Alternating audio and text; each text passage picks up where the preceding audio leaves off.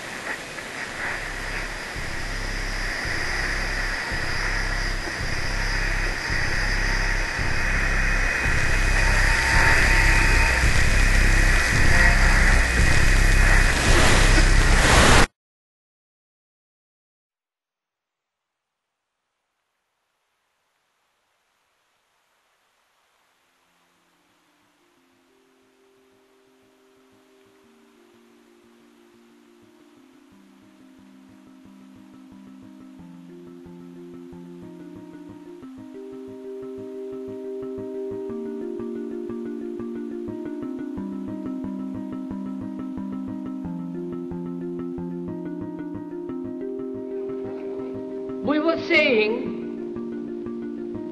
how very important it is to bring about in the human mind the radical revolution. The crisis is a crisis in consciousness, a crisis that cannot anymore accept the old norms, the old patterns, the ancient traditions. And considering what the world is now, with all the misery, conflict, destructive brutality, aggression, and so on, man is still as he was. He's still brutal, violent, aggressive, acquisitive, competitive, and he has built a society along these lines.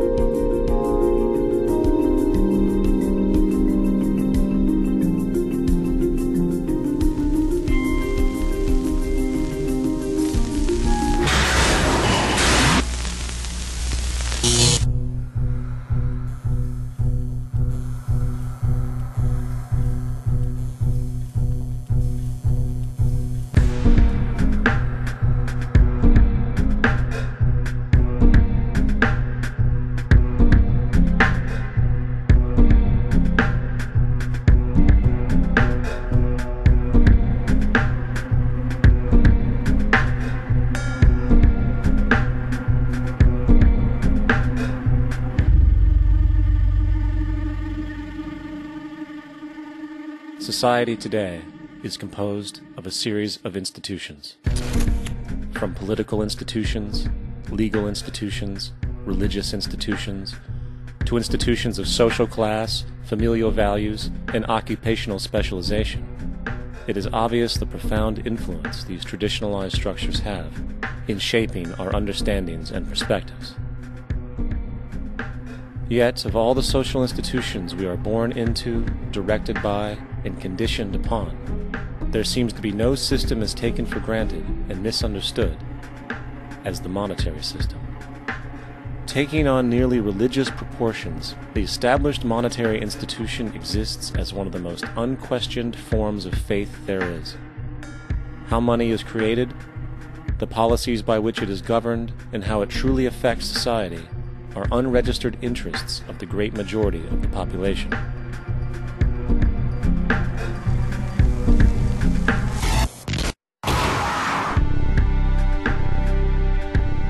In a world where 1% of the population owns 40% of the planet's wealth, in a world where 34,000 children die every single day from poverty and preventable diseases, and where 50% of the world's population lives on less than $2 a day, one thing is clear: something is very wrong. And whether we are aware of it or not, the lifeblood of all of our established institutions, and thus society itself, is money. Therefore, understanding this institution of monetary policy is critical to understanding why our lives are the way they are. Unfortunately, economics is often viewed with confusion and boredom. Endless streams of financial jargon coupled with intimidating mathematics quickly deters people from attempts at understanding it.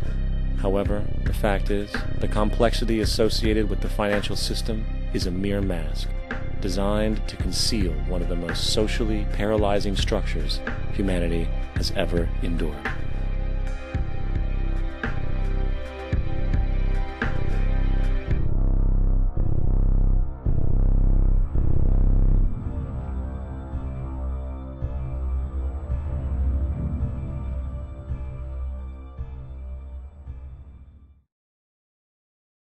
A number of years ago, the Central Bank of the United States, the Federal Reserve, produced a document entitled Modern Money Mechanics.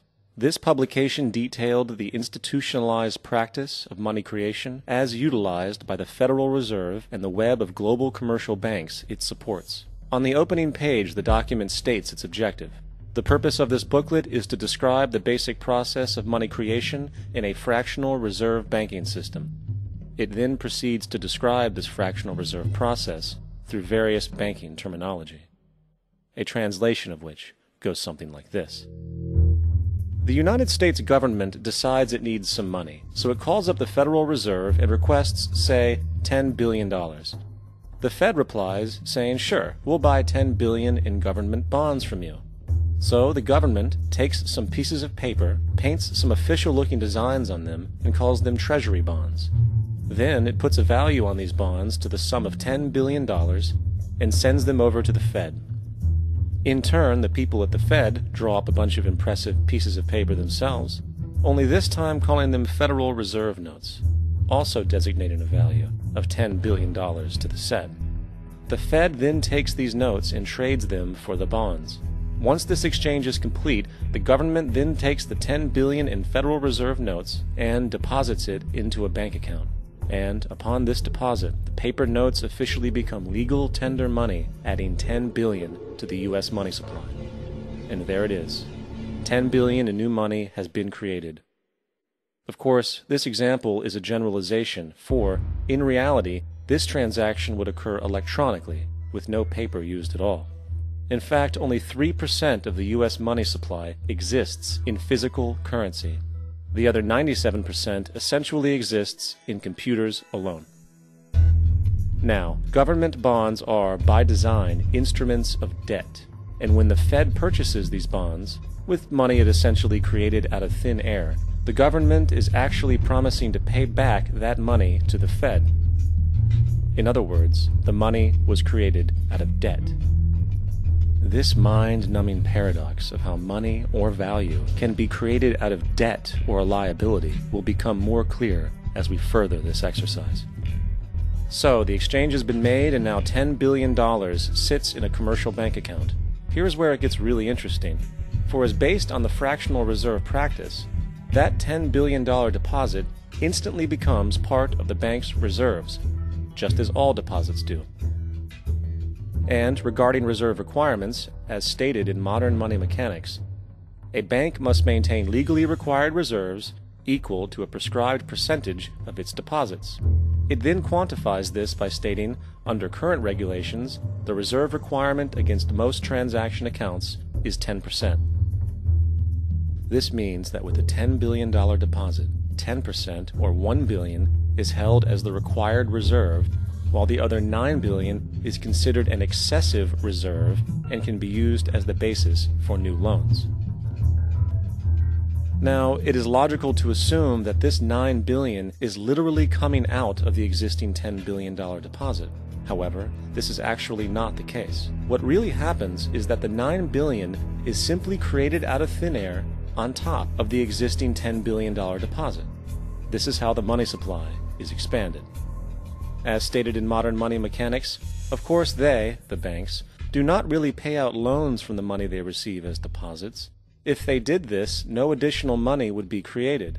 What they do when they make loans is to accept promissory notes, loan contracts, in exchange for credits, money, to the borrower's transaction accounts. In other words, the $9 billion can be created out of nothing simply because there is a demand for such a loan and that there is a $10 billion deposit to satisfy the reserve requirements. Now, let's assume that somebody walks into this bank and borrows the newly available $9 billion. They will then most likely take that money and deposit it into their own bank account. The process then repeats, for that deposit becomes part of the bank's reserves. 10% is isolated, and in turn 90% of the $9 billion, or $8.1 billion, is now available as newly created money for more loans. And, of course, that 8.1 can be loaned out and redeposited, creating an additional 7.2 billion, to 6.5 billion, to 5.9 billion, etc. This deposit money creation loan cycle can technically go on to infinity. The average mathematical result is that about $90 billion can be created on top of the original $10 billion. In other words, for every deposit that ever occurs in the banking system, about 9 times that amount can be created out of thin air. Money jitters. Ask the obliging Bank of America for a jar of soothing instant money, M-O-N-E-Y, in the form of a convenient personal loan. So, now that we understand how money is created by this fractional reserve banking system, a logical yet elusive question might come to mind. What is actually giving this newly created money value? The answer? The money that already exists. The new money essentially steals value from the existing money supply. For the total pool of money is being increased irrespective to demand for goods and services. And as supply and demand finds equilibrium, prices rise, diminishing the purchasing power of each individual dollar. This is generally referred to as inflation, and inflation is essentially a hidden tax on the public. What is the advice that you generally get? And that is inflate the currency. They don't say debase the currency. They don't say devalue the currency. They don't say cheat the people who are saved. They say lower the interest rates. The real deception is when we distort the value of money. When we create money out of thin air, we have no savings, and yet there's so-called capital. So my question boils down to this. How in the world can we expect to solve the problems of inflation, that is, the increase in the supply of money, with more inflation? Of course, it can't. The fractional reserve system of monetary expansion is inherently inflationary. For the act of expanding the money supply, without there being a proportional expansion of goods and services in the economy, will always debase a currency. In fact, a quick glance at the historical values of the US dollar versus the money supply reflects this point definitively, for the inverse relationship is obvious. $1 in 1913 required $21.60 in 2007 to match value. That is a 96% devaluation since the Federal Reserve came into existence. Now, if this reality of inherent and perpetual inflation seems absurd and economically self-defeating, hold that thought, for absurdity is an understatement in regard to how our financial system really operates. For in our financial system, money is debt, and debt is money. Here is a chart of the U.S. money supply from 1950 to 2006. Here is a chart of the U.S. national debt for the same period. How interesting it is that the trends are virtually the same. For the more money there is, the more debt there is. The more debt there is, the more money there is. To put it a different way, every single dollar in your wallet is owed to somebody by somebody. For remember, the only way the money can come into existence is from loans. Therefore, if everyone in the country were able to pay off all debts, including the government, there would not be $1 in circulation.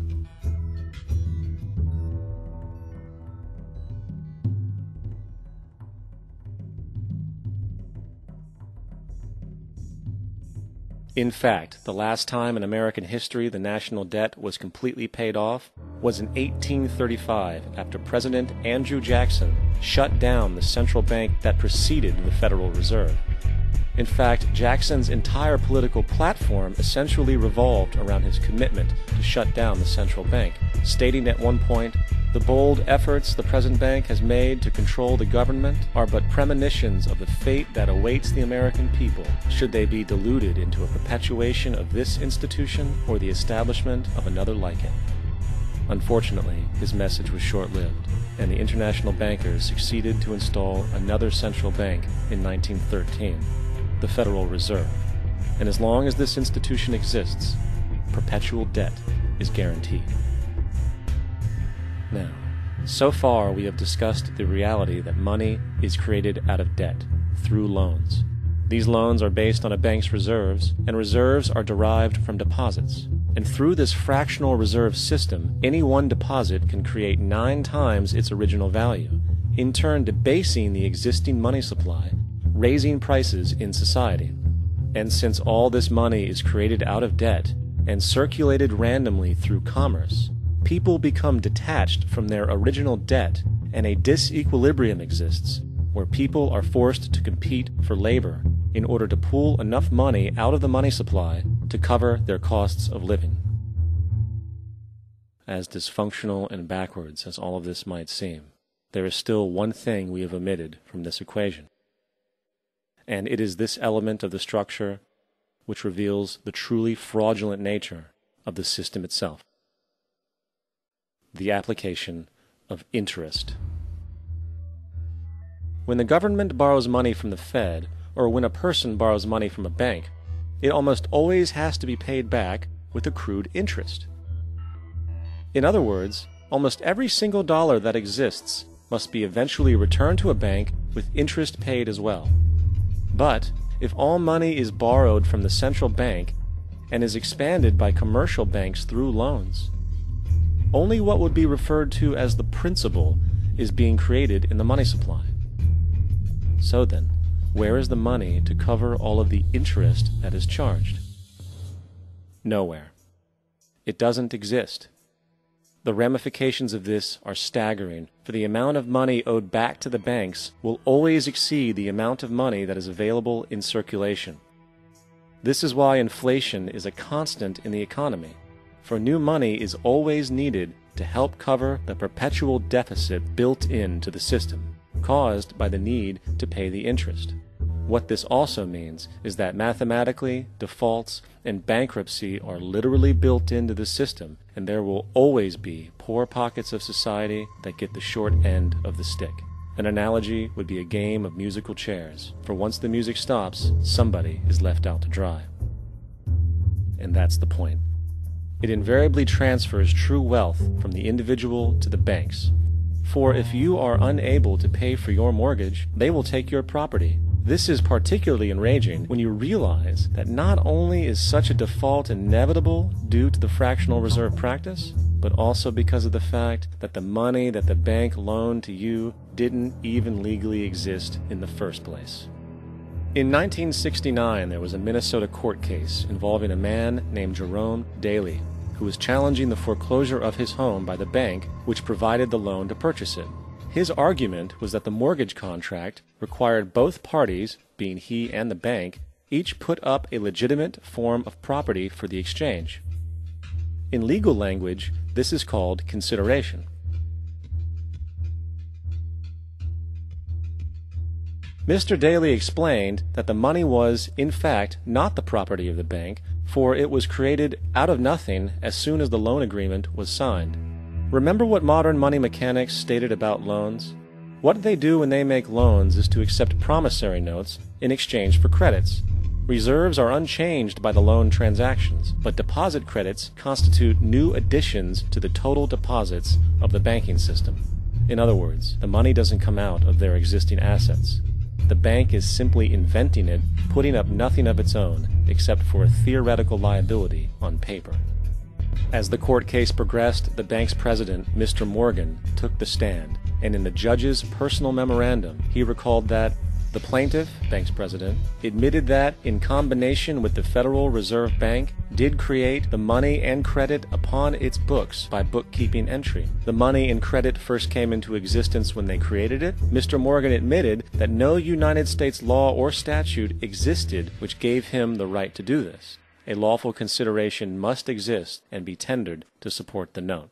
The jury found that there was no lawful consideration, and I agree. He also poetically added, "Only God can create something of value out of nothing."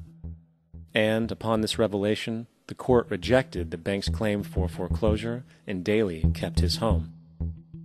The implications of this court decision are immense.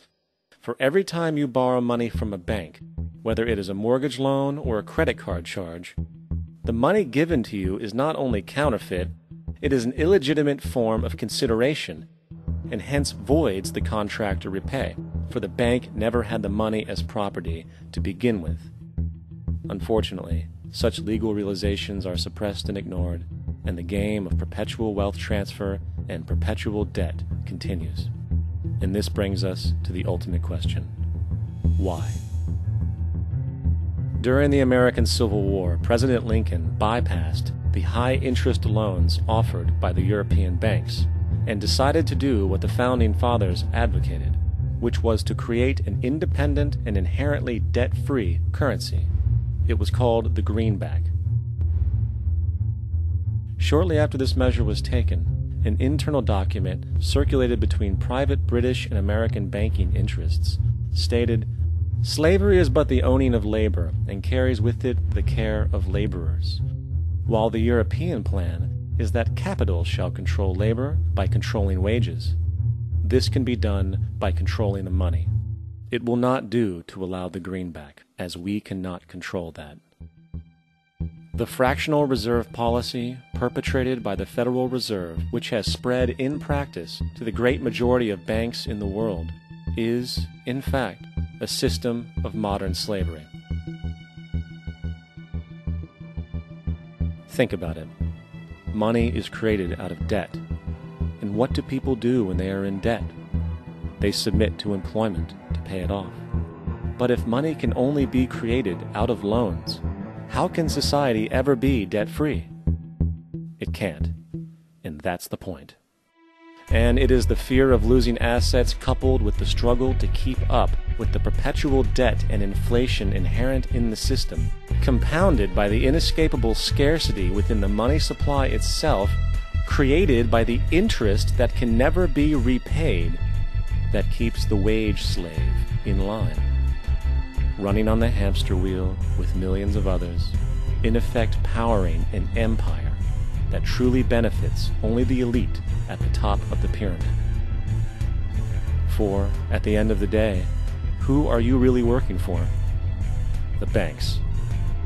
Money is created in a bank and invariably ends up in a bank. They are the true masters, along with the corporations and governments they support. Physical slavery requires people to be housed and fed. Economic slavery requires people to feed and house themselves.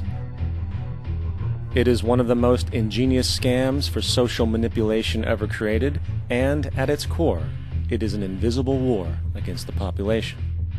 Debt is the weapon used to conquer and enslave societies, and interest is its prime ammunition.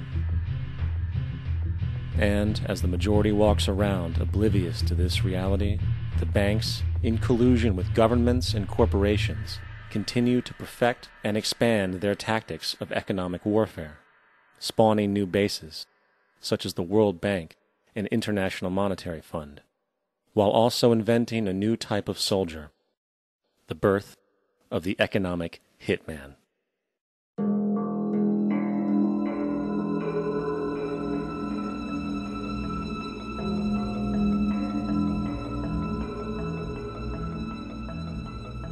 We economic hitmen really have been the ones responsible for creating this first truly global empire. And we work many different ways.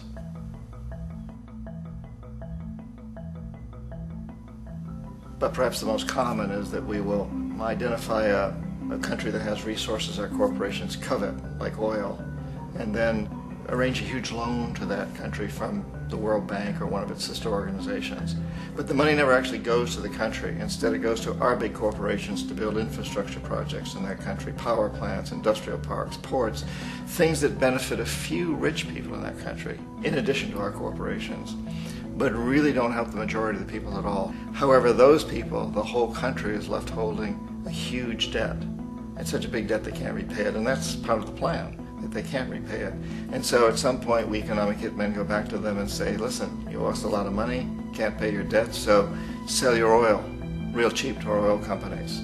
Allow us to build a military base in your country, or send troops in support of ours to someplace in the world like Iraq, or vote with us on the next UN vote. To have their electric utility company privatized and their water and sewage system privatized and sold to U.S. corporations or other multinational corporations. So there was that whole mushrooming thing, and it's so typical of the way the IMF and the World Bank work, that you put a country in debt, it's such a big debt it can't pay it, and then you offer to refinance that debt and pay even more interest. And you demand this quid pro quo, which you call a conditionality or good governance, which means basically that they've got to sell off their resources, including many of their social services, their utility companies, their school systems sometimes, their penal systems, their insurance systems, to foreign corporations. So it's a double, triple, quadruple whammy. The precedent for economic hitmen really began back in the early 50s when democratically elected Mossadegh, who was elected in Iran, he was considered to be the hope for democracy in the Middle East and around the world. He was Time Magazine's Man of the Year. But one of the things that he'd run on and began to implement was the idea that foreign oil companies needed to pay the Iranian people a lot more for the oil that they were taking out of Iran. The Iranian people should benefit from their own oil. Strange policy. We didn't like that, of course. But we were afraid to do what we normally were doing, which was to send in the military. Instead, we sent in one CIA agent, Kermit Roosevelt, Teddy Roosevelt's relative. And Kermit went in with a few $1 million and was very, very effective and efficient. And in a short amount of time, he managed to get Mossadegh overthrown and brought in the Shah of Iran to replace him, who always was favorable to oil. And it was extremely effective. Bombs overflow Tehran. Army officers shout that Mossadegh has surrendered and his regime as virtual dictator of Iran is ended. Pictures of the Shah are paraded through the streets as sentiment reverses. The Shah is welcomed home. So back here in the United States, in Washington, people looked around and said, wow, that was easy and cheap. So this established a whole new way of manipulating countries, of creating empire. The only problem with Roosevelt was that he was a card-carrying CIA agent, and had he been caught, the ramifications could have been pretty serious. So very quickly at that point, the decision was made to use private consultants to channel the money through the World Bank or the IMF or one of the other such agencies, to bring in people like me who worked for private companies, so that if we got caught, there would be no governmental ramifications.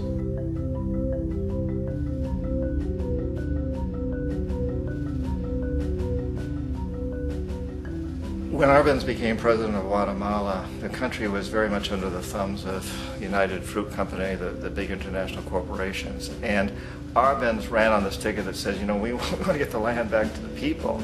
And once he took power, he was implementing policies that would do exactly that, give land rights back to the people. United Fruit didn't like that very much. And so they hired a public relations firm, launched a huge campaign in the United States to convince the United States people, the citizens of the United States, and the press of the United States, and the Congress of the United States, that Arbenz was a Soviet puppet, and that if we allowed him to stay in power, the Soviets would have a foothold in this hemisphere. And that, at that point in time, was a huge fear on everybody's mind, the Red Terror, the Communist terror. And so, to make a long story short, out of this public relations campaign came a commitment on the part of the CIA and the military to take this man out. And in fact, we did. We sent in planes, we sent in soldiers, we sent in jackals, we sent everything in to take him out, and did take him out. And as soon as he was removed from office, the new guy that took over after him basically reinstated everything to the big international corporations, including United Fruit.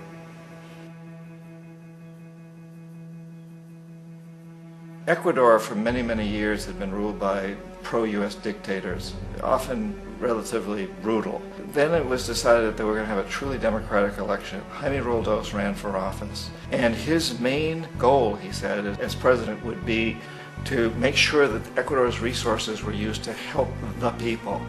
And he won, overwhelming, by more votes than anybody had ever won anything in Ecuador. And he began to implement these policies to make sure that the profits from oil went to help the people. Well, we didn't like that in the United States. I was sent down as one of several economic hitmen to change Roldos, to corrupt him, to bring him around, to let him know, okay, you can get very rich, you and your family, if you play our game, but if you continue to try to keep these policies you've promised, you're going to go. He wouldn't listen. He was assassinated. As soon as the plane crashed, the whole area was cordoned off. The only people allowed in were U.S. military from a nearby base and some of the Ecuadorian military. When an investigation was launched, two of the key witnesses died in car accidents before they had a chance to testify. A lot of very, very strange things that went on around the assassination of Jaime Roldos. I, like most people who've really looked at this case, have absolutely no doubt that it was an assassination. And of course, in my position as an economic hitman, I was always expecting something to happen to Jaime, whether it be a coup or assassination, I wasn't sure, but that he would be taken down because he was not being corrupted. He would not allow himself to be corrupted the way we wanted to corrupt him. Omar Torrijos, president of Panama, was, one of my favorite people. I really, really liked him. He was very charismatic. He was a guy who really wanted to help his country. And when I tried to bribe him or corrupt him, he said, look, John, he called me Juanito. He said, look, Juanito, I don't need the money. What I really need is for my country to be treated fairly. I need for the United States to repay the debts that you owe my people for all the destruction you've done here. I need to be in a position where I can help other Latin American countries win their independence and be free of this terrible presence from the north that you people are exploiting us so badly. I need to have the Panama Canal back in the hands of the Panamanian people. That's what I want. And so, leave me alone. Don't try to bribe me. It was 1981, and in May, Jaime Roldos was assassinated. And Omar was very aware of this. Torrijos got his family together and he said, I'm probably next, but it's okay because I've done what I came here to do. I've renegotiated the canal. The canal will now be in our hands. He just finished negotiating the treaty with Jimmy Carter. In June of that same year, just a couple of months later, he also went down in an airplane crash, which there's no question was executed by CIA-sponsored jackals. Tremendous amount of evidence that one of Torrijos' security guards handed him at the last moment as he was getting on the plane a tape recorder, a small tape recorder that contained a bomb.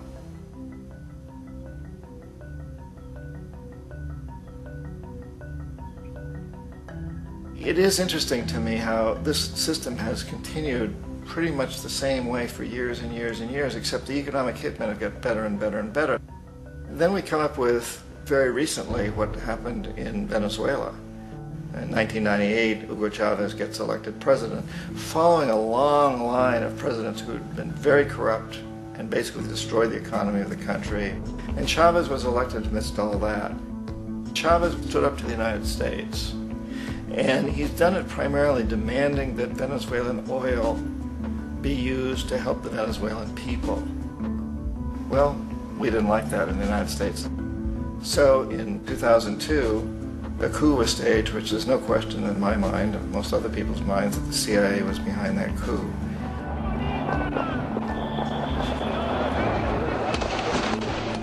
The way that coup was fomented was very reflective of what Kermit Roosevelt had done in Iran, of paying people to go out into the streets to riot, to protest, to say this Chavez is very unpopular.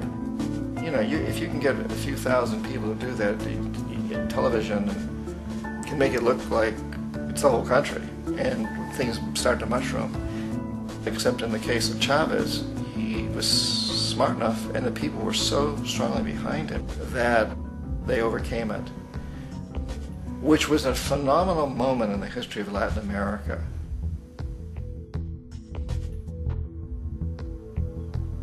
Iraq actually is a perfect example of the way the whole system works. So we economic hitmen are the first line of defense. We go in and we try to corrupt governments and get them to accept these huge loans, which we then use as leverage to basically own them. If we fail, as I failed in Panama with Omar Torrijos and in Ecuador with Jaime Roldos, men who refused to be corrupted, then the second line of defense is we send in the jackals. And the jackals either overthrow governments or they assassinate. And once that happens and a new government comes in, boy, it's going to toe the line because the new president knows what will happen if he doesn't.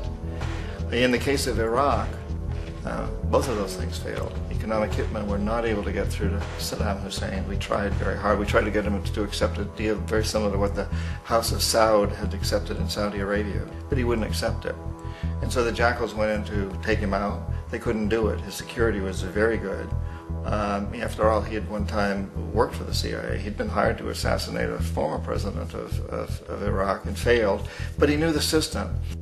So in '91 we send in the troops and we take out the Iraqi military. So we assume at that point that Saddam Hussein is going to come around. We could have taken him out, of course, at that time, but we didn't want to. He's the kind of strong man we like. He controls his people. We thought he could control the Kurds and keep the Iranians in their border and keep pumping oil for us. And that once we took out his military, now he's going to come around. So the economic hitmen go back in the 90s without success. If they'd had success, he'd still be running the country. We'd be selling him all the fighter jets he wants and everything else he wants. But they couldn't. They didn't have success. The jackals couldn't take him out again.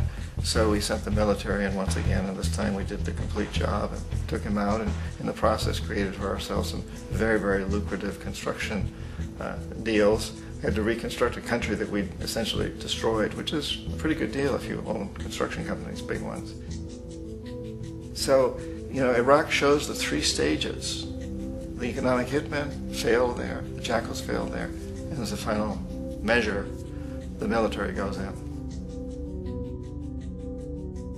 And in that way, we've really created an empire, but we've done it very, very subtly. It's clandestine. All the empires of the past were built on the military, and everybody knew they were building them. So the British knew they were building them, the French, the Germans, the Romans, the Greeks, and they were proud of it. And they always had some excuse, like spreading civilization, spreading some religion, something like that. But they knew they were doing it. We don't. The majority of the people in the United States have no idea that we're living off the benefits of a clandestine empire, that today there's more slavery in the world than ever before. And then you have to ask yourself, well, if it's an empire, then who's the emperor? Obviously, our presidents of the United States are not emperors. An emperor is someone who's not elected, doesn't serve a limited term, and doesn't report to anyone, essentially. So you can't classify our presidents that way. But we do have what I consider to be the equivalent of the emperor, and it's what I call the corporatocracy. The corporatocracy is this group of individuals who run our biggest corporations, and they really act as the emperor of this empire. They control our media, either through direct ownership or advertising. They control most of our politicians because they finance their campaigns, either through their corporations or through personal contributions that come out of the corporations. They're not elected, they don't serve a limited term, they don't report to anybody. And at the very top of the corporatocracy, you really can't tell whether a person's working for a private corporation or the government because they're always moving back and forth.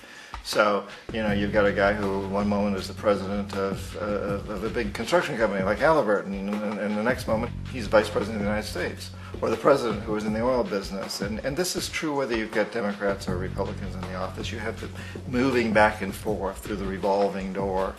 And in a way, our government is invisible a lot of the time, and its policies are carried out by our corporations on one level or another.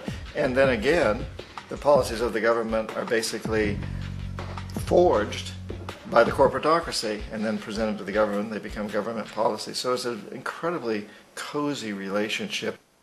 This isn't a conspiracy theory type of thing. These people don't have to get together and plot to do things.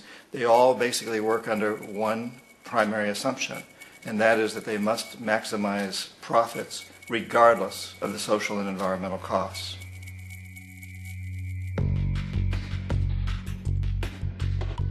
This process of manipulation by the corporatocracy through the use of debt, bribery, and political overthrow is called globalization.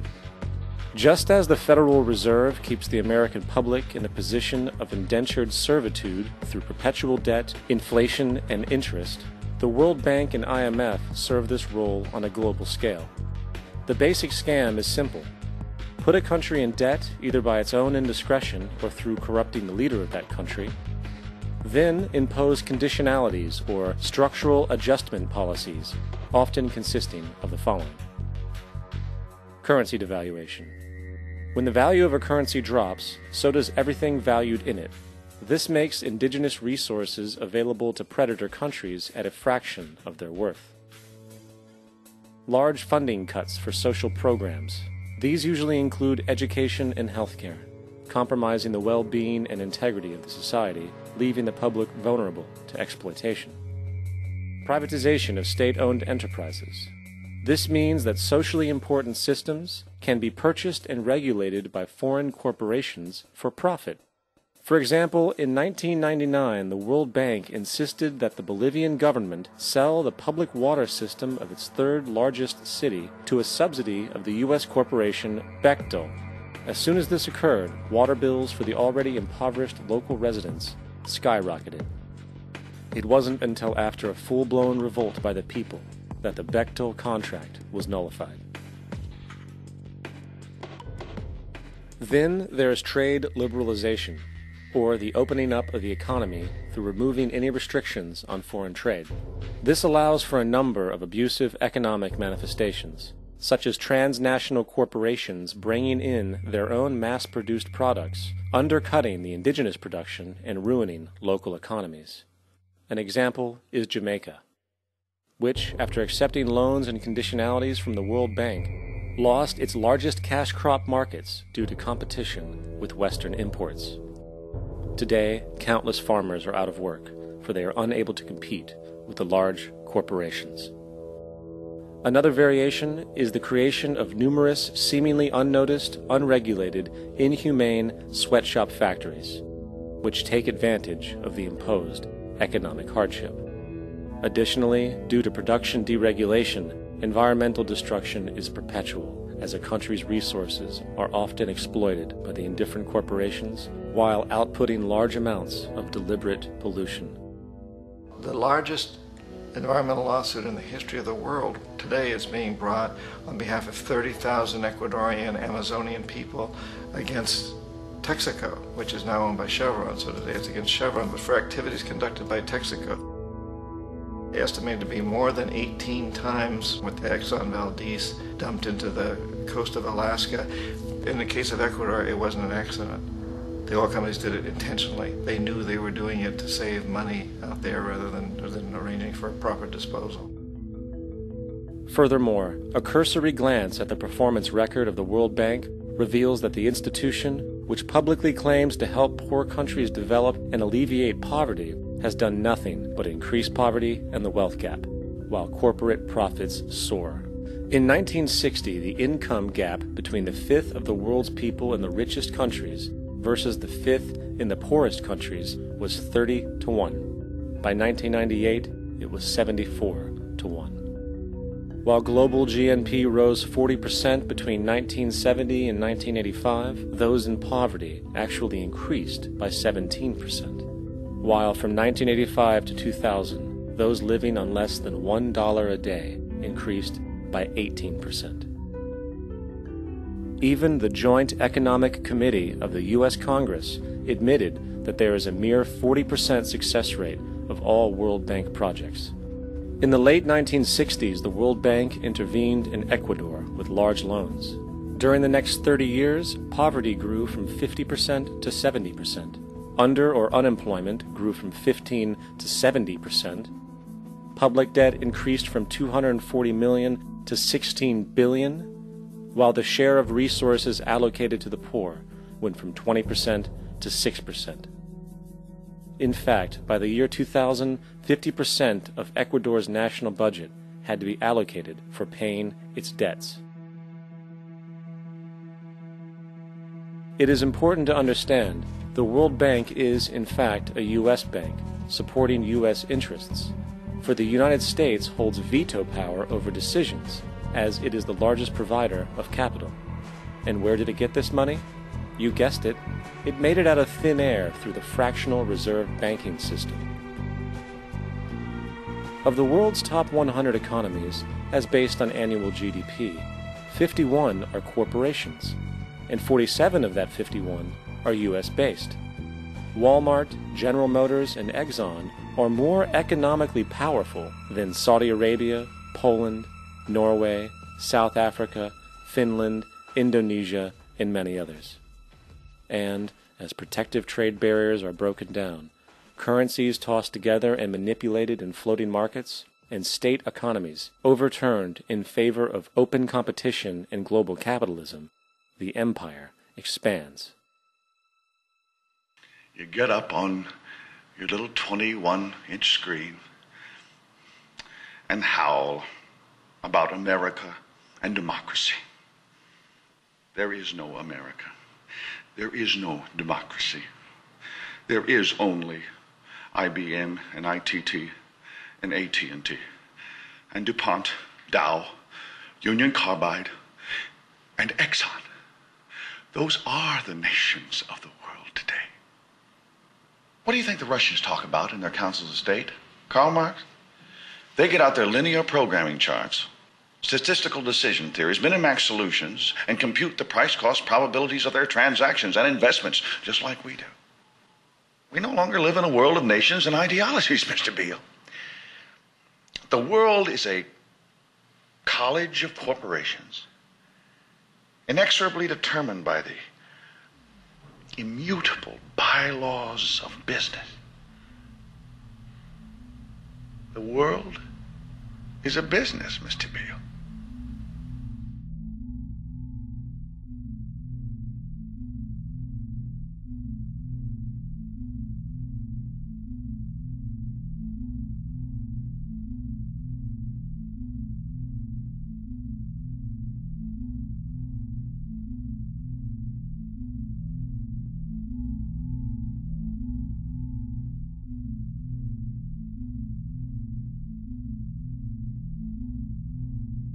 The world is being taken over by a handful of business powers who dominate the natural resources we need to live while controlling the money we need to obtain these resources.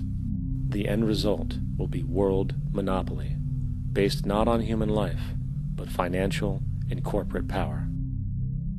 And as the inequality grows, naturally more and more people are becoming desperate. So the establishment was forced to come up with a new way to deal with anyone who challenges the system. So they gave birth to the terrorist. The term terrorist is an empty distinction, designed for any person or group who chooses to challenge the establishment. This isn't to be confused with the fictional Al-Qaeda, which was actually the name of a computer database for the US-supported Mujahideen in the 1980s.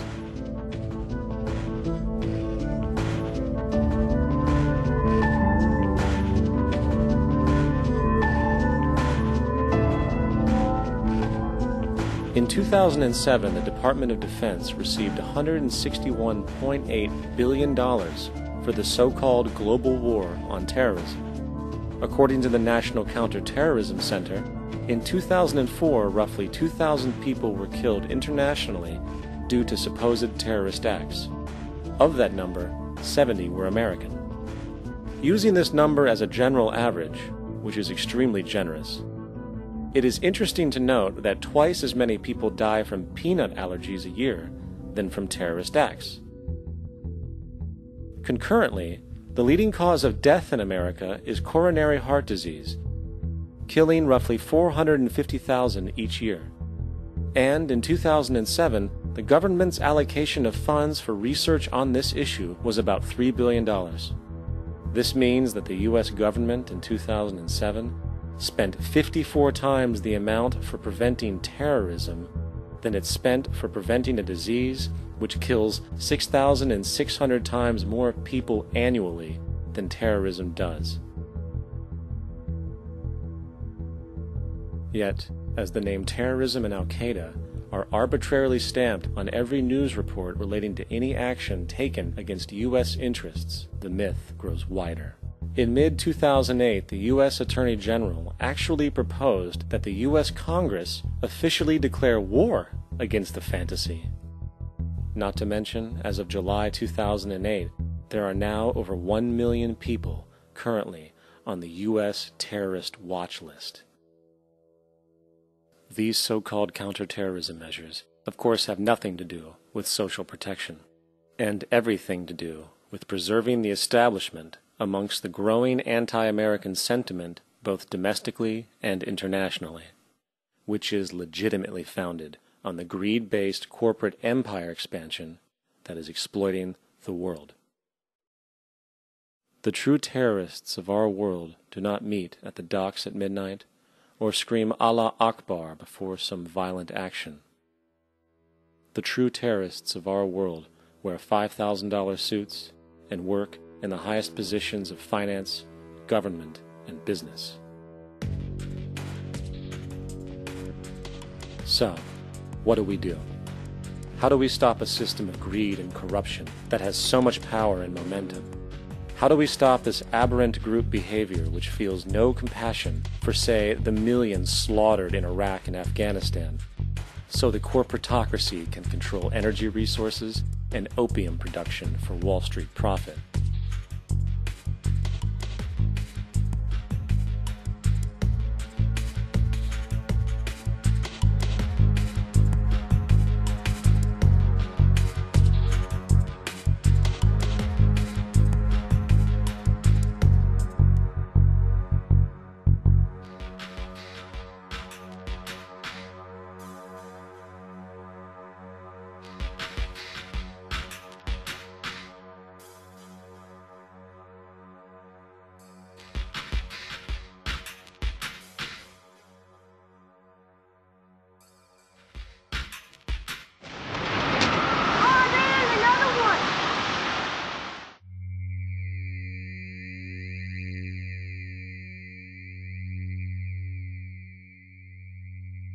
How do we stop a system of greed and corruption that condemns poor populations to sweatshop slavery for the benefit of Madison Avenue? Or that engineers false flag terror attacks for the sake of manipulation? Or that generates built-in modes of social operation which are inherently exploitative? Or that systematically reduces civil liberties and violates human rights in order to protect itself from its own shortcomings? How do we deal with the numerous covert institutions, such as the Council on Foreign Relations, the Trilateral Commission, and the Bilderberg Group, and other undemocratically elected groups which, behind closed doors, collude to control the political, financial, social, and environmental elements of our lives? In order to find the answer, we must first find the true underlying cause. For the fact is, the selfish, corrupt, power, and profit-based groups are not the true source of the problem. They are symptoms.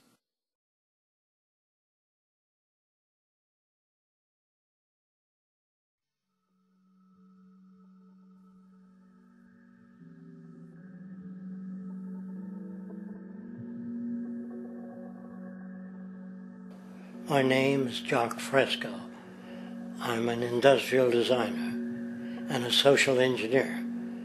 I'm very much interested in society and developing a system that might be sustainable for all people. First of all, the word corruption is a monetary invention. That aberrant behavior that's disruptive to the well-being of people, Well, you're dealing with human behavior. And human behavior appears to be environmentally determined, meaning if you were raised by the Seminole Indians as a baby, never saw anything else, you'd hold that value system. And this goes for nations, it goes for individuals, for families. They try to indoctrinate their children to their particular faith and their country and make them feel like they're part of that. And they build a society which they call established. They establish a workable point of view and tend to perpetuate that, whereas all societies are really emergent, not established.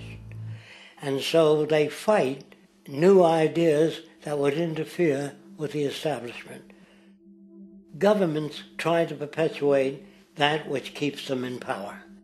People are not elected to political office to change things. They're put there to keep things the way they are. So you see, the basis of corruption is in our society. Let me make it clear. All nations, then, are basically corrupt because they tend to uphold existing institutions. I don't mean to uphold or downgrade all nations, but communism, socialism, fascism, the free enterprise system, and all other subcultures are the same. They are all basically corrupt. The most fundamental characteristic of our social institutions is the necessity for self-preservation. Whether dealing with a corporation, a religion, or a government, the foremost interest is to preserve the institution itself. For instance, the last thing an oil company would ever want is the utilization of energy that was outside of its control, for it makes that company less relevant to society. Likewise, the Cold War and the collapse of the Soviet Union was, in reality, a way to preserve and perpetuate the established economic and global hegemony of the United States. Similarly, religions condition people to feel guilty for natural inclinations, each claiming to offer the only path to forgiveness and salvation. At the heart of this institutional self-preservation lies the monetary system, for it is money that provides the means for power and survival. Therefore, just as a poor person might be forced to steal in order to survive, it is a natural inclination to do whatever is needed to continue an institution's profitability. This makes it inherently difficult for profit-based institutions to change, for it puts in jeopardy not only the survival of large groups of people, but also the coveted materialistic lifestyles associated with affluence and power.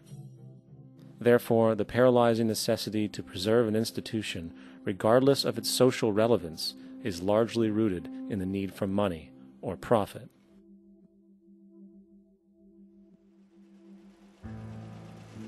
What's in it for me is why people think. And so if a man makes money selling a certain product, naturally he's going to fight the existence of another product that may threaten his institution.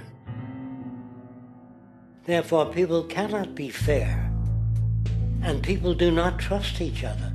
A guy will come over to you and say, I got just the house you're looking for. He's a salesman. When a doctor says, I think your kidney has to come out, I don't know if he's trying to pay off a yacht or whether my kidney has to come out.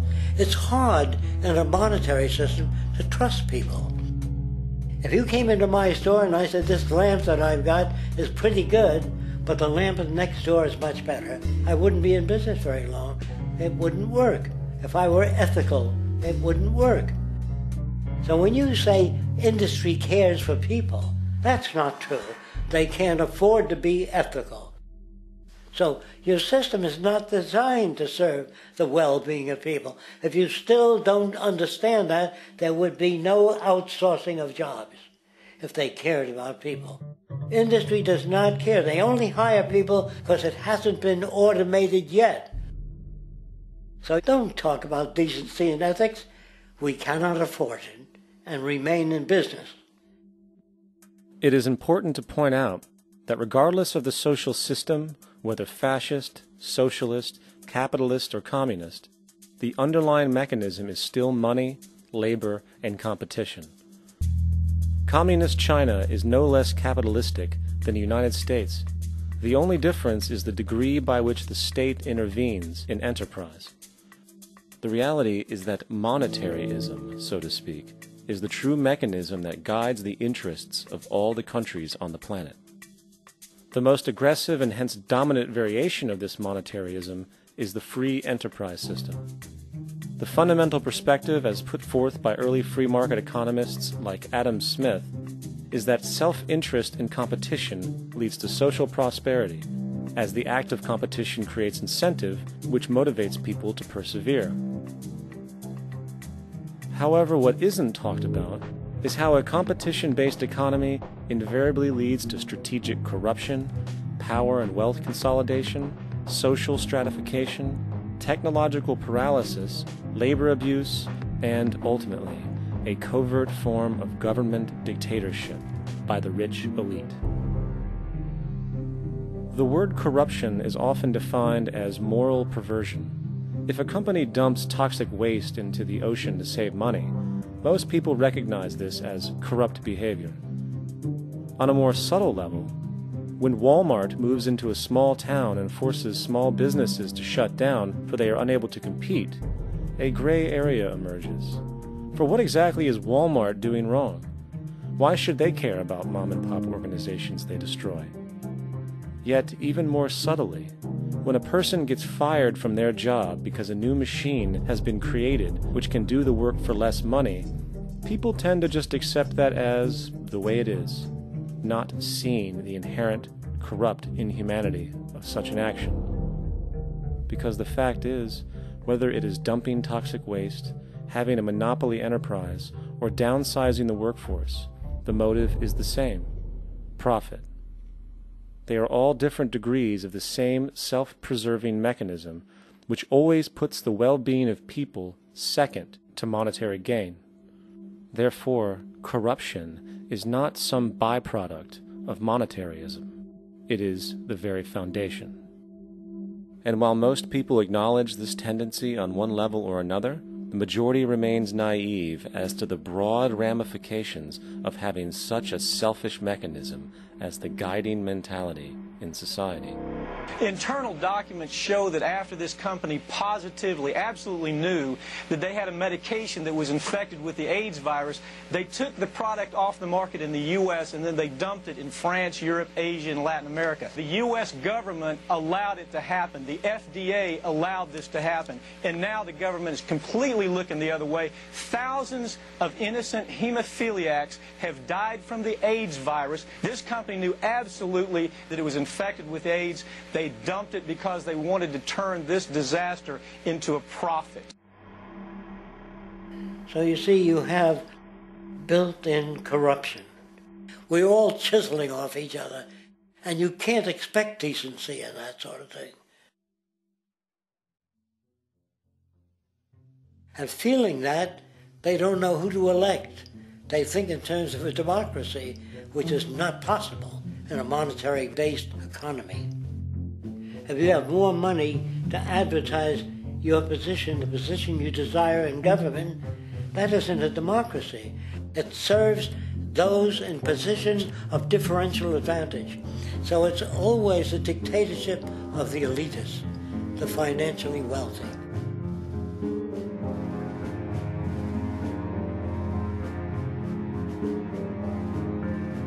It is an interesting observation to note how seemingly unknown personalities magically appear on the scene as presidential candidates. Then, before you know it, somehow you are left to choose from a small group of extremely wealthy people who suspiciously have the same broad social view. Obviously, it's a joke.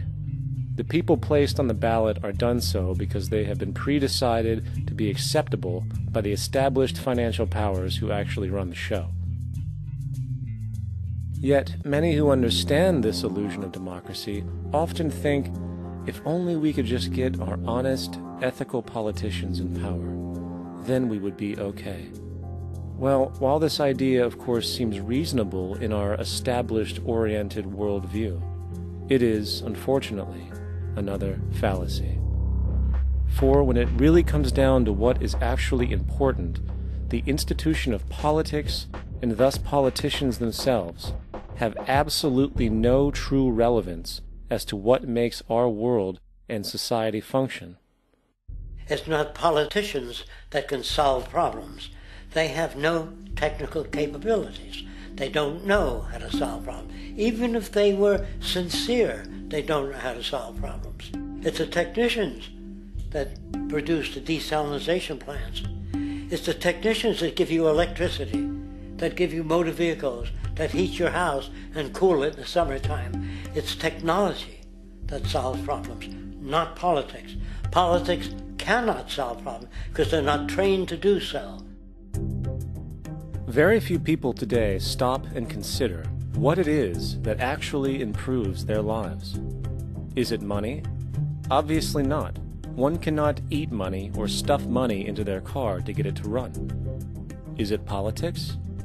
All politicians can do is create laws, establish budgets, and declare war. Is it religion? Of course not. Religion creates nothing except intangible emotional solace for those who require it. The true gift that we as human beings have, which has been solely responsible for everything that has improved our lives, is technology. What is technology? Technology is a pencil which allows one to solidify ideas on paper for communication. Technology is an automobile which allows one to travel faster than feet would allow. Technology is a pair of eyeglasses which enables sight for those who need it. Applied technology itself is merely an extension of human attributes which reduces human effort, freeing humans from a particular chore or problem. Imagine what your life would be like today without a telephone, or an oven, or a computer, or an airplane.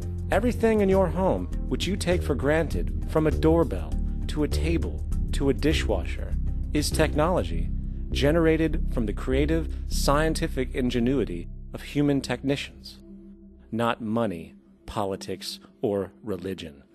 These are false institutions. And writing your congressman is fantastic. They tell you to write your congressman if you want something done. The men in Washington should be at the forefront of technology, the forefront of human studies, the forefront of crime, all the factors that shape human behavior. You don't have to write your congressman. What kind of people are they that are appointed to do that job? The future will have great difficulty. And the question that's raised by politicians is, how much will a project cost? The question is not, how much will it cost? Do we have the resources? And we have the resources today to house everyone, build hospitals all over the world, build schools all over the world, the finest equipment and labs for teaching and doing medical research. So you see, we have all that, but we're in a monetary system. And in a monetary system, there's profit. And what is the fundamental mechanism that drives the profit system besides self-interest? What is it exactly that maintains that competitive edge at its core? Is it high efficiency and sustainability? No, that isn't part of their design. Nothing produced in our profit-based society is even remotely sustainable or efficient. If it was, there wouldn't be a multi-million-dollar-a-year service industry for automobiles, nor would the average lifespan for most electronics be less than 3 months before they're obsolete. Is it abundance? Absolutely not. Abundance, as based on the laws of supply and demand, is actually a negative thing. If a diamond company finds 10 times the usual amount of diamonds during their mining, it means the supply of diamonds has increased, which means the cost and profit per diamond drops. The fact is, efficiency, sustainability, and abundance are enemies of profit. To put it into a word, it is the mechanism of scarcity that increases profits. What is scarcity? Based on keeping products valuable. Slowing up production on oil raises the price. Maintaining scarcity of diamonds keeps the price high. They burn diamonds at the Kimberley diamond mines. They're made of carbon. That keeps the price up. So then, what does it mean for society when scarcity, either produced naturally or through manipulation, is a beneficial condition for industry. It means that sustainability and abundance will never ever occur in a profit system, for it simply goes against the very nature of the structure.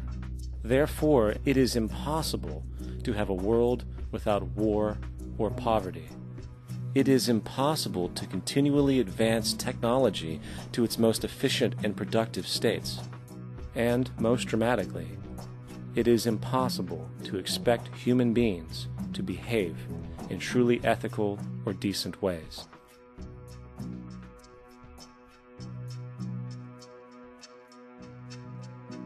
People use the word instinct because they can't account for the behavior. They sit back and they evaluate with their lack of knowledge, and they say things like, humans are built a certain way, greed is a natural thing, as though they've worked for years on it, and it's no more natural than wearing clothing. What we want to do is to eliminate the causes of the problems, eliminate the processes that produce greed and bigotry and prejudice and people taking advantage of one another and elitism, eliminating the need for prisons and welfare. We have always had these problems because we have always lived within scarcity and barter and monetary systems that produce scarcity. If you eradicate the conditions that generate what you call socially offensive behavior, it does not exist. The guy said, well, isn't that inborn? No, it's not. There is no human nature. There's human behavior, and that's always been changed throughout history. You're not born with bigotry and greed and corruption and hatred. You pick that up within the society. War, poverty, corruption, hunger, misery, human suffering will not change in a monetary system. That is, there'll be very little significant change.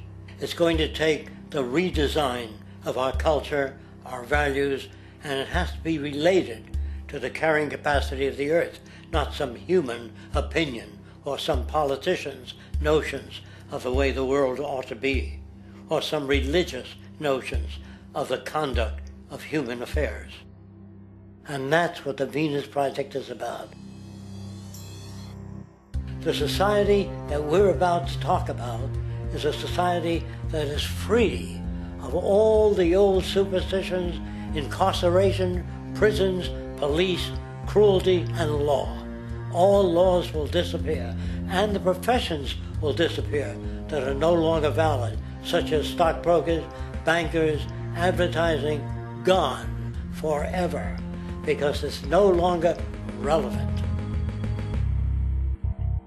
When we understand that it is technology devised by human ingenuity which frees humanity and increases our quality of life, we then realize that the most important focus we can have is on the intelligent management of the Earth's resources.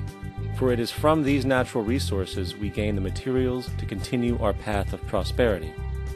Understanding this, we then see that money fundamentally exists as a barrier to these resources, for virtually everything has a financial cost. And why do we need money to obtain these resources? Because of real or assumed scarcity. We don't usually pay for air and tap water because it is in such high abundance, selling it would be pointless. So then, logically speaking, if resources and technologies applicable to creating everything in our societies, such as houses, cities, and transportation, were in high enough abundance, there would be no reason to sell anything. Likewise, if automation and machinery was so technologically advanced as to relieve human beings of labor, there would be no reason to have a job. And with these social aspects taken care of, there would be no reason to have money at all. So the ultimate question remains: do we on Earth have enough resources and technological understanding to create a society of such abundance that everything we have now could be available without a price tag and without the need for submission through employment? Yes, we do. We have the resources and technology to enable this at a minimum, along with the ability to raise the standard of living so high that people in the future will look back at our civilization now and gawk at how primitive and immature our society was. What the Venus Project proposes is an entirely different system that's updated to present-day knowledge.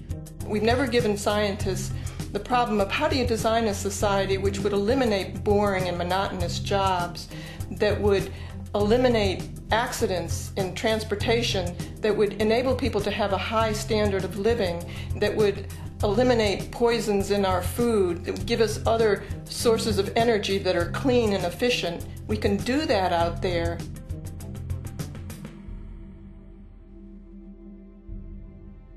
The major difference between a resource-based economy and a monetary system is that a resource-based economy is really concerned with people and their well-being, where a monetary system has become so distorted that the concerns of the people are really secondary, if they're there at all. The products that are turned out are for how much money you can get. If there is a problem in society and you can't earn money from solving that problem, then it won't be done.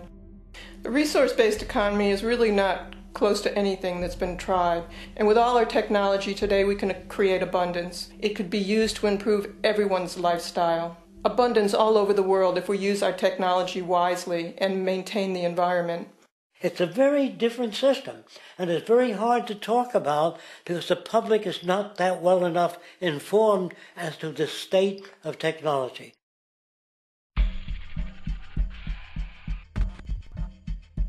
At present, we don't have to burn fossil fuels. We don't have to use anything that would contaminate the environment.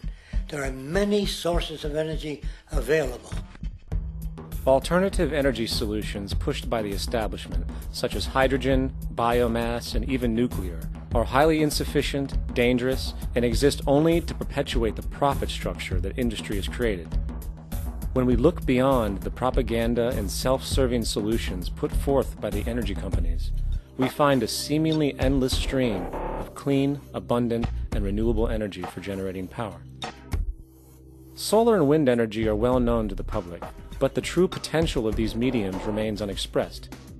Solar energy, derived from the sun, has such abundance that 1 hour of light at high noon contains more energy than what the entire world consumes in a year. If we could capture 0.01% of this energy, the world would never have to use oil, gas, or anything else. The question then is not availability, but the technology to harness it. And there are many advanced mediums today which could accomplish just that, if they were not hindered by the need to compete for market share with the established energy power structures. Then there's wind energy. Wind energy has long been denounced as weak, and due to being location-driven, impractical. This is simply not true. The U.S. Department of Energy admitted in 2007 that if wind was fully harvested in just 3 of America's 50 states, it could power the entire nation. And then there are the rather unknown mediums of tidal and wave power. Tidal power is derived from tidal shifts in the ocean. Installing turbines which capture this movement generates energy. In the United Kingdom, 42 sites are currently noted as available, forecasting that 34% of all the UK's energy could come from tidal power alone. Wave power, which extracts energy from the surface motions of the ocean, is estimated to have a global potential of up to 80,000 terawatt-hours a year. This means 50% of the entire planet's energy usage could be produced from this medium alone. Now, it is important to point out that tidal, wave, solar, and wind power requires virtually no preliminary energy to harness, unlike coal, oil, gas, biomass, hydrogen, and all the others. In combination, these 4 mediums alone, if efficiently harnessed through technology, could power the world forever. That being said, there happens to be another form of clean, renewable energy which trumps them all: geothermal power.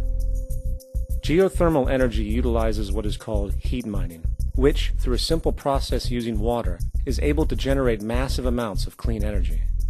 In 2006, an MIT report on geothermal energy found that 13,000 zettajoules of power are currently available in the Earth, with the possibility of 2,000 zettajoules being easily tappable with improved technology. The total energy consumption of all the countries on the planet is about half of a zettajoule a year.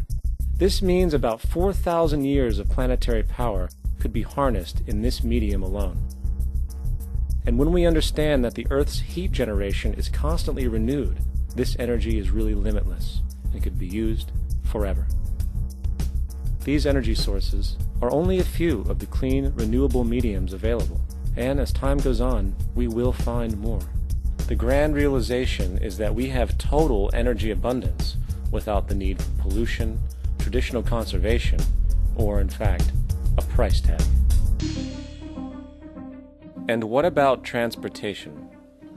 The prevailing means of transportation in our societies is by automobile and aircraft, both of which predominantly need fossil fuels to run. In the case of the automobile, the battery technology needed to power an electric car that can go over 100 miles an hour for over 200 miles on one charge exists, and has existed for many years. However, due to battery patents controlled by the oil industry, which limits their availability to maintain market share, coupled with political pressure from the energy industry, the accessibility and affordability of this technology is limited. There is absolutely no reason other than pure, corrupt profit interest that every single vehicle in the world cannot be electric and utterly clean, with zero need for gasoline. As far as airplanes, it is time we realize that this means of travel is inefficient, cumbersome, slow, and causes far too much pollution. This is a maglev train. It uses magnets for propulsion. It is fully suspended by a magnetic field and requires less than 2% of the energy used for plane travel. The train has no wheels, so nothing can wear out. The current maximum speed of versions of this technology, as used in Japan, is 361 miles per hour. However, this version of the technology is very dated. An organization called ET3, which has connections with the Venus Project, has established a tube-based maglev that can travel up to 4,000 miles per hour in a motionless, frictionless tube, which can go over land or underwater. Imagine going from LA to New York for an extended lunch break, or from Washington, D.C. to Beijing, China in 2 hours. This is the future of continental and intercontinental travel, fast, clean, with only a fraction of the energy usage we use today for the same means. In fact, between maglev technology, advanced battery storage, and geothermal energy, there would be no reason to ever burn fossil fuels again. And we can do this now if we were not held back by the paralyzing profit structure. Now, America is inclined toward fascism. It has a propensity by its dominant philosophy and religion to uphold the fascist point of view. American industry is essentially a fascist institution. If you don't understand that, the minute you punch that time clock, you walk into a dictatorship. We're given notions about the respectability of work, and I really look at it as being paid slavery. They're brought up to believe that you shall earn your living by the sweat of your brow. That holds people back, freeing people from drudgery, repetitive jobs which make them ignorant. You rob them. In our society, that is a resource-based economy, machines free people. You see, we can't imagine that because we've never known that kind of world. If we look back at history, we see a very clear pattern of machine automation slowly replacing human labor. From the disappearance of the elevator man to the near full automation of an automobile production plant, the fact is, as technology grows, the need for humans in the workforce will continually be diminished. This creates a serious clash, which proves the falseness of the monetary-based labor system. For human employment is in direct competition with technological development. Therefore, given the fundamental priority of profit by industry, people through time will be continually laid off and replaced by machine. When industry takes on a machine, instead of shortening the workday, they downsize. You lose your job. So you have a right to fear machines. In a high-technology, resource-based economy, it is conservative to say that about 90% of all current occupations could be phased out by machines, freeing humans to live their life without servitude, for this is the point of technology itself. And through time, with nanotechnology and other highly advanced forms of science, it is not far-fetched to see how even complex medical procedures could be performed by machines as well, and based on the pattern, with much higher success rates than humans get today. The path is clear, but our monetary-based structure, which requires labor for income, blocks this progress, for humans need jobs in order to survive. The bottom line is that this system must go, or we will never be free, and technology will be constantly paralyzed. We have machines that clean out sewers. It frees a human being from doing that. So look at machines as extensions of human performance. Furthermore, many occupations today will have simply no basis to exist in a resource-based economy, such as anything associated with the management of money, advertising, along with the legal system itself. For without money, a great majority of the crimes that are committed today would never occur. Virtually all forms of crime are a consequence of the monetary system, either directly or by neuroses inflicted through financial deprivation. Therefore, laws themselves could eventually become extinct. Instead of putting up a sign, drive carefully, slippery when wet, put abrasive in the highway so it's not slippery when wet. And if a person gets in a car, they're drunk, and the car oscillates a great deal, there's a little pendulum that swings up and back, and that'll pull the car over to the side. Not a law solution. Put sonar and radar in automobiles so they can't hit one another. Man-made laws are attempts to deal with occurring problems, and not knowing how to solve them, they make a law. In the United States, the most privatized, capitalist country on the planet, it should come as no surprise that it also has the largest prison population in the world, growing every year. Statistically, most of these people are uneducated and come from poor, deprived societies. And, contrary to propaganda, it is this environmental conditioning which lures them into criminal and violent behavior. However, society looks the other way in regard to this point. The legal and prison systems are just more examples of how our society avoids examining the root causes of behavior. Billions are spent each year on prisons and police, while only a fraction is spent on programs for poverty, which is one of the most fundamental variables responsible for crime to begin with. And as long as we have an economic system which prefers and in fact creates scarcity and deprivation, crime will never go away.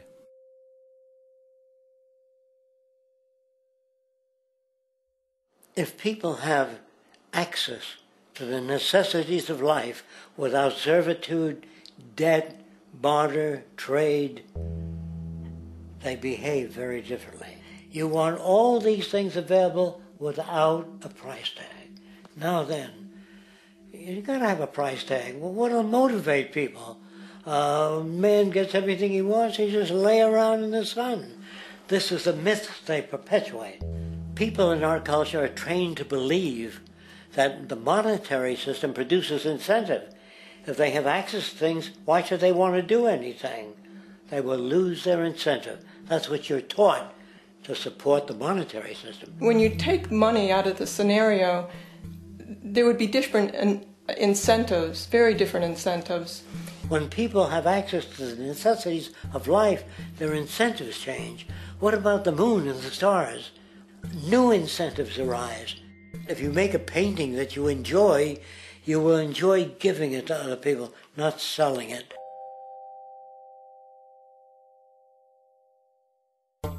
I think most of the education that I've seen today is essentially producing a person for a job. It's very specialized. They're not generalists. People don't know a lot about a lot of different subjects. I don't think you could get people to go to war if they knew a lot about a lot of things. I think education is mostly rote, and they're not taught how to solve problems. They're not given the tools emotionally or within their own field of how to do critical thinking. A resource-based economy, the education would be very different. Our society's major concern is mental development and to motivate each person to their highest potential. Because our philosophy is the smarter people are, the richer the world, because everybody becomes a contributor.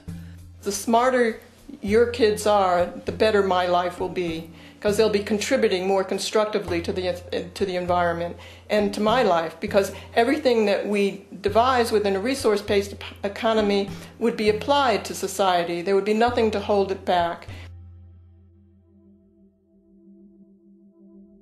Patriotism, weapons, armies, navies, all that is a sign that we're not civilized yet.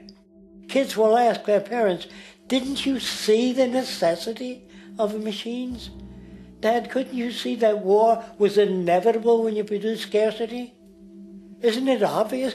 Of course the kid will understand that you were pinheads, raised merely to serve the established institutions. We're such an abominable, sick society that we won't make the history book. They just say that large nations took land from smaller nations, used force and violence. You'll get history talked about as corrupt behavior all the way along until the beginning of the civilized world. That's when all the nations work together. World unification, working toward common good for all human beings, and without anyone being subservient to anyone else. Without social stratification, whether it be technical elitism or any other kind of elitism, eradicated from the face of the earth. The state does nothing because there is no state. There is no state. The system I advocate, a resource-based global economy, is not perfect. It's just a lot better than what we have. We can never achieve perfection.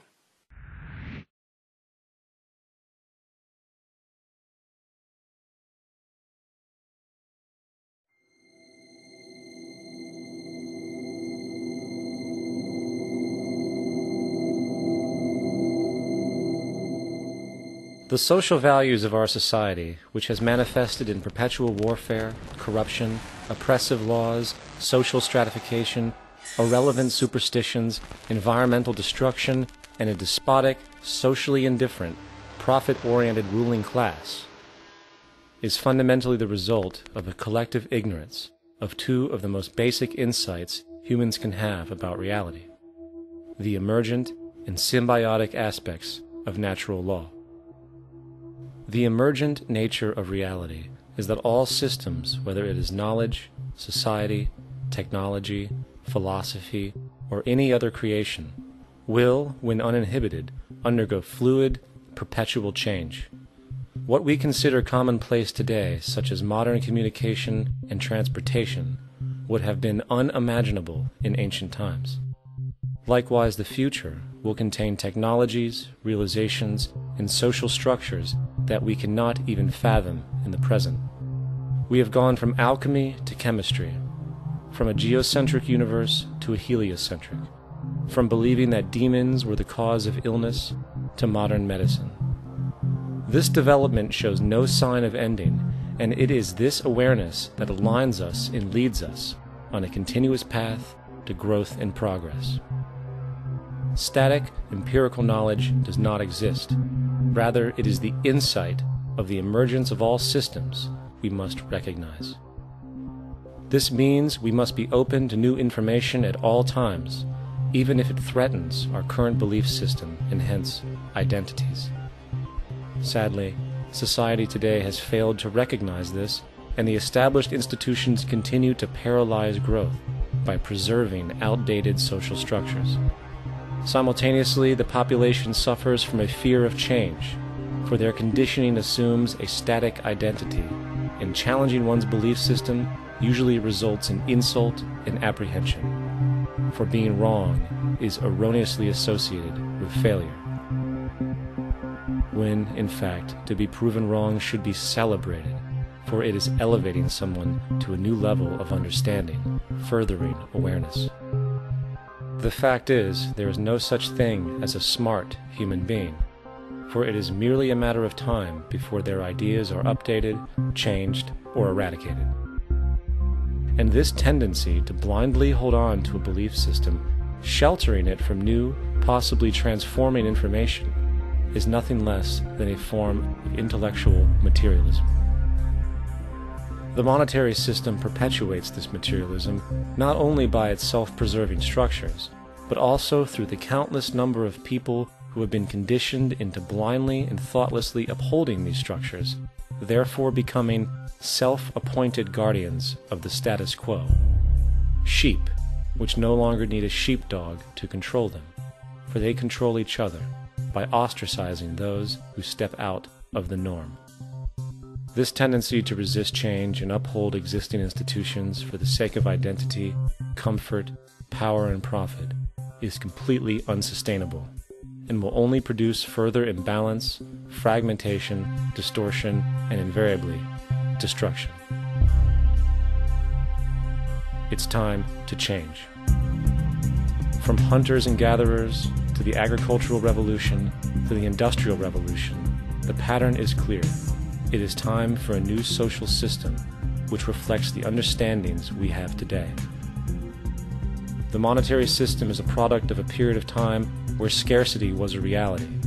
Now, with the age of technology, it is no longer relevant to society. Gone with the aberrant behavior it manifests. Likewise, dominant worldviews, such as theistic religion, operate with the same social irrelevancy.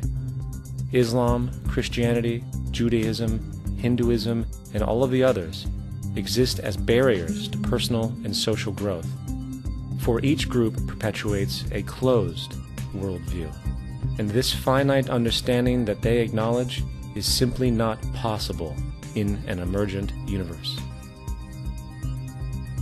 Yet, religion has succeeded in shutting down the awareness of this emergence by instilling the psychological distortion of faith upon its followers, where logic and new information is rejected in favor of traditionalized, outdated beliefs.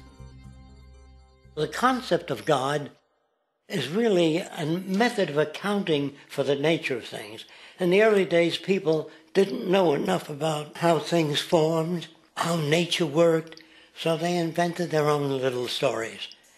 And they made God in their own image. A guy that gets angry. When people don't behave right, he creates floods and earthquakes. They say it's an act of God. A cursory glance at the suppressed history of religion reveals that even the foundational myths themselves are emergent culminations, developed through influence over time. For example, a cardinal doctrine of the Christian faith is the death and resurrection of Christ. This notion is so important that the Bible itself states, "And if Christ be not risen, then is our preaching vain, and your faith is also vain." Yet it is very difficult to take this account literally, for not only is there no primary source denoting this supernatural event in secular history, awareness of the enormous number of pre-Christian saviors who also died and were resurrected immediately puts the story in mythological territory by association. Early church figures such as Tertullian went to great lengths to break these associations, even claiming that the devil caused the similarities to occur, stating in the 2nd century, "The devil, whose business is to pervert the truth, mimics the exact circumstance of the divine sacraments. He baptizes his believers and promises forgiveness of sins. He celebrates the oblation of bread and brings in the symbol of the resurrection. Let us therefore acknowledge the craftiness of the devil, who copied certain things of those that be divine." What is truly sad, however, is that when we cease the idea that the stories from Christianity, Judaism, Islam, and all the others are literal history, and accept them for what they really are, which are purely allegorical expressions derived from many faiths, we see that all religions share a common thread, and it is this unifying imperative that needs to be recognized and appreciated.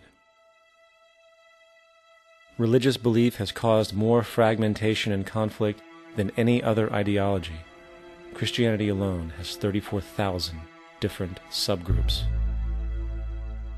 The Bible is subject to interpretation.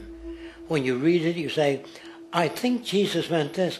I think Job meant that. Oh no, he meant this. So you have the Lutheran, the Seventh-day Adventist, the Catholic, and a church divided is no church at all. And a church divided is no church at all.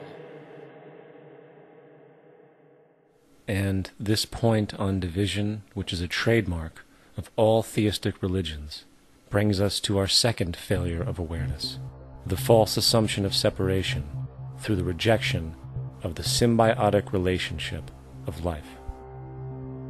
Apart from the understanding that all natural systems are emergent, where all notions of reality will be constantly developed, altered, and even eradicated, we must also understand that all systems are, in fact, invented fragments, merely for the sake of conversation. For there is no such thing as independence in nature. The whole of nature is a unified system of interdependent variables, each a cause and a reaction, existing only as a concentrated whole. You don't see the plug connected to the environment, so it looks like we're free, wandering around. Take the oxygen away, we all die immediately. Take plant life away, we die. And without the sun, all the plants die. So we are connected. We really must take into account the totality. This isn't just a human experience on this planet. This is a total experience. And we know we can't survive without plants and animals. We know we can't survive without the four elements, you know. And so when are we going to really start taking that into account? That's what it is to be successful. Success depends on how well we relate to everything around us. I'm very aware of the fact that my grandson cannot possibly hope to inherit a sustainable, peaceful, stable, socially just world unless every child today growing up in Ethiopia, in Indonesia, in Bolivia, in Palestine, in Israel also has that same expectation. You got to take care of the whole community or you're going to have serious problems. And now we have to see that the whole world is the community. And we must all take care of each other that way. And it's not just a community of human beings. It's a community of plants and animals and elements. And we really need to understand that. That's what's going to bring us joy, too, and pleasure. That's what's missing in our lives right now. We can call it spirituality, but the fact of the matter is joy comes from that bliss of connectedness. That's our God spirit. That's that side of ourselves that really feels it. And you can feel it deep inside you. It's this amazing, wonderful feeling. And you know it when you get it. You don't get it from money. You get it from connection. Now, if that isn't a hazard to this country, how are we going to keep building nuclear weapons? You know what I mean? What's going to happen to the arms industry when we realize we're all one? It's going to fuck up the economy. The economy that's fake anyway. The economy that's fake anyway. The economy that's fake anyway. The economy that's fake anyway. The economy that's fake anyway. Which would be a real bummer. You can see why the government's cracking down on the idea of experiencing unconditional love.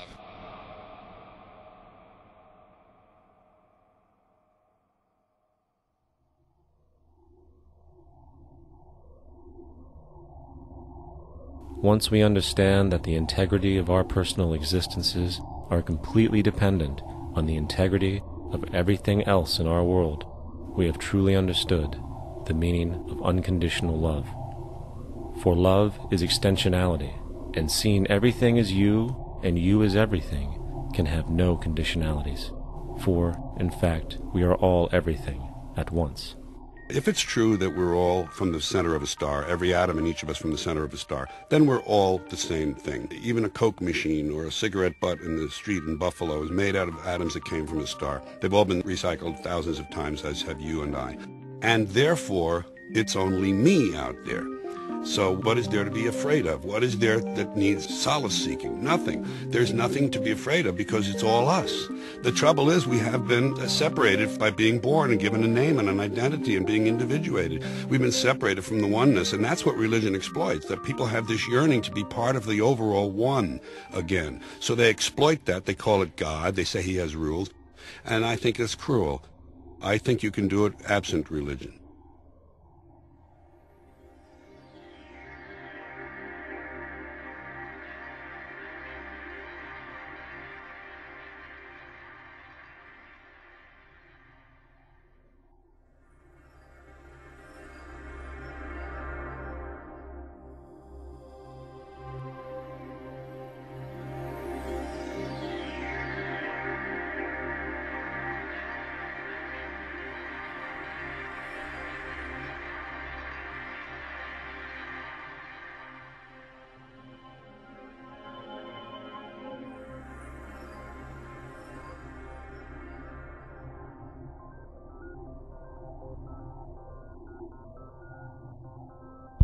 It's time to claim the unity our outmoded social systems have broken apart, and work together to create a sustainable global society where everyone is taken care of and everyone is truly free.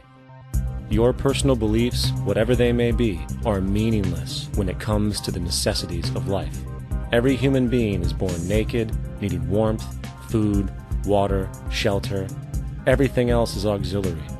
Therefore, the most important issue at hand is the intelligent management of the Earth's resources. This can never be accomplished in a monetary system, for the pursuit of profit is the pursuit of self-interest, and therefore imbalance is inherent. Simultaneously, politicians are useless, for our true problems in life are technical, not political.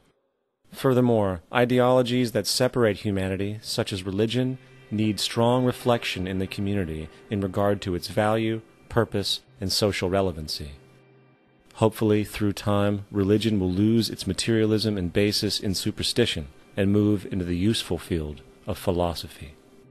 The fact is, society today is backwards, with politicians constantly talking about protection and security rather than creation, unity, and progress. The U.S. alone now spends about $500 billion annually on defense. That is enough to send every high school senior in America to a 4-year college. In the 1940s, the Manhattan Project produced the first true weapon of mass destruction. This program employed 130,000 people at an extreme financial cost. Imagine what our life would be like today if that group of scientists, instead of working on a way of killing people, worked on a way to create a self-sustaining, abundant world. Life today would be very, very different if that was their goal.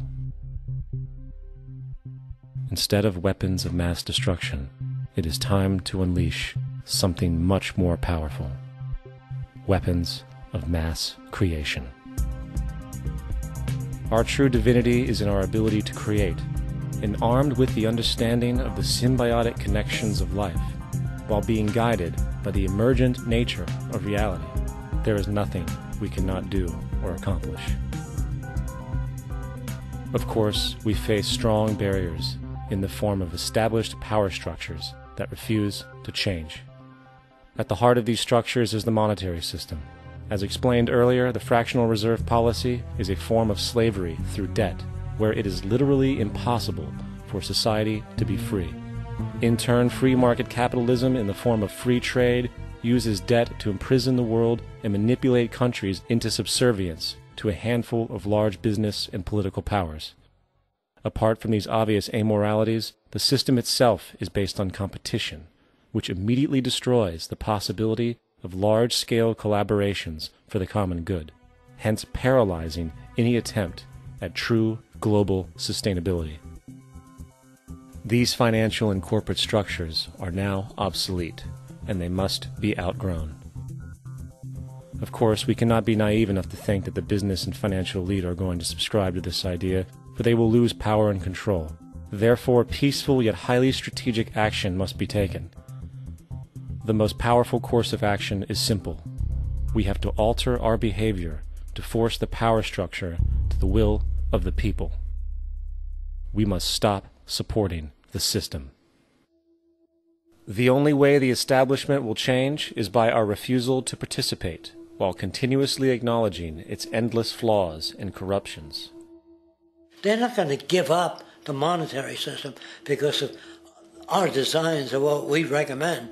The system has to fail, and people have to lose confidence in their elected leaders. That will be a major turning point if the Venus Project is offered as a possible alternative. If not, I fear the consequences. The trends now indicate that our country is going bankrupt. The probability is our country will move toward a military dictatorship to prevent riots and complete social breakdown. Once the U.S. breaks down, all the other cultures will undergo similar things. As of now, the world financial system is on the brink of collapse due to its own shortcomings. The Comptroller of Currency stated in 2003 that the interest on the U.S. national debt will not be affordable in less than 10 years. This theoretically means total bankruptcy for the U.S. economy, and its implications for the world are immense. In turn, the fractional reserve-based monetary system is reaching its theoretical limits of expansion, and the banking failures you are seeing are just the beginning. This is why inflation is skyrocketing, all debt is at record levels, and the government and Fed are hemorrhaging new money to bail out the corrupt system. For the only way to keep the banks going is by making more money. The only way to make more money is to create more debt and inflation. It is simply a matter of time before the tables turn, and there is no one willing to take new loans, while defaults grow, as people are unable to afford their current loans. Then the expansion of money will stop, and contraction will begin on a scale never before seen, ending a century-long pyramid scheme. This has already begun. Therefore, we need to expose this financial failure for what it is, using this weakness to our advantage. Here are some suggestions. Expose the banking fraud. Citibank, JP Morgan Chase, and Bank of America are the most powerful controllers within the corrupt Federal Reserve System. It's time to boycott these institutions. If you have a bank account or a credit card with any of them, move your money to another bank. If you have a mortgage, refinance with another bank. If you own their stock, sell it. If you work for them, quit. This gesture will express contempt for the true powers behind the private banking cartel known as the Federal Reserve, and create awareness about the fraud of the banking system itself. 2. Turn off the TV news. Visit the emerging independent news agencies on the internet for your information. CNN, NBC, ABC, Fox, and all the others present all news pre-filtered to maintain the status quo. With 4 corporations owning all major media outlets, objective information is impossible. This is the true beauty of the internet, and the establishment has been losing control because of this free flow of information. We must protect the internet at all times, as it is truly our savior right now. 3. Don't ever allow yourself, your family, or anyone you know to ever join the military. This is an obsolete institution now used exclusively for maintaining an establishment that is no longer relevant. U.S. soldiers in Iraq work for U.S. corporations, not the people. Propaganda forces us to believe that war is natural and the military is an honorable institution. Well, if war is natural, why are there 18 suicides every single day by American veterans who have post-traumatic stress disorder? If our military men and women are so honored, why is it that 25% of the American homeless population are veterans? 4. Stop supporting the energy companies. If you live in a detached house, get off the grid. Investigate every means of making your home self-sustainable with clean energy. Solar, wind, and other renewable energies are now affordable consumer realities, and considering the never-ending rising cost of traditional energies, it will likely be a cheaper investment over time. If you drive, get the smallest car you can, and consider using one of the many conversion technologies that can enable your car to be a hybrid, electric, or run on anything other than establishment fuels. 5. Reject the political system. The illusion of democracy is an insult to our intelligence. In a monetary system, there is no such thing as a true democracy, and there never was. We have two political parties owned by the same set of corporate lobbyists. They are placed in their positions by the corporations, with popularity artificially projected by their media. In a system of inherent corruption, the change of personnel every couple of years has very little relevance. Instead of pretending that the political game has any true meaning, focus your energy on how to transcend this failed system. And 6. Join the movement. Go to the zeitgeistmovement.com and help us create the largest mass movement for social change the world has ever seen. We must mobilize and educate everyone about the inherent corruption of our current world system, along with the only true sustainable solution, declaring all the natural resources on the planet as common heritage to all people, while informing everyone as to the true state of technology and how we can all be free if the world works together rather than fights. The choice lies with you. You can continue to be a slave to the financial system and watch the continuous wars, depressions, and injustice across the globe while placating yourself with vain entertainment and materialistic garbage. Or you can focus your energy on true, meaningful, lasting, holistic change, which actually has the realistic ability to support and free all humans with no one left behind. But, in the end, the most relevant change must occur first inside of you. The real revolution is the revolution of consciousness, and each one of us first needs to eliminate the divisionary, materialistic noise we have been conditioned to think is true, while discovering, amplifying, and aligning with the signal coming from our true empirical oneness. It is up to you. What we are trying during all these discussions and talks here is to see if we cannot radically bring about a transformation of the mind. Not accept things as they are, but to understand it, to go into it, to examine it, give your heart and your mind with everything that you have to find out a way of living differently.